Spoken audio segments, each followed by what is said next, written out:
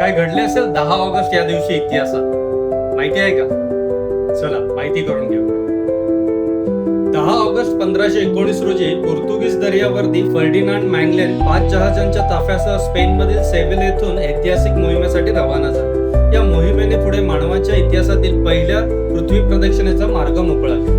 10 August 1846 रोजी James थिम्सन याने दिलेल्या $5 लाख देणगीतून अमेरिकेतील जगप्रसिद्ध थिम्सोनियन इन्स्टिट्यूशनची स्थापना झाली. 10 ऑगस्ट 1860 रोजी पंडित विष्णू नारायण भातखंडे यांचा जन्म झाला. त्यांनी हिंदुस्थानी शास्त्रीय संगीताचे वर्गीकरण करून 10 थाट पद्धती विकसित केली. 10 ऑगस्ट 1990 रोजी नासाचे मॅगलेन अंतराळयान शुक्र ग्रहाच्या कक्षेत यशस्वीरित्या दाखल झाले. या मोहिमेद्वारे शुक्राच्या पृष्ठभागाचे रडारच्या साहाय्याने सविस्तर नकांशांकन करण्यात आले. अशा रोचक इतिहास माहिती जाणून घेण्यासाठी आपल्या व्हिडिओला लाईक आणि चॅनलला नक्की सबस्क्राईब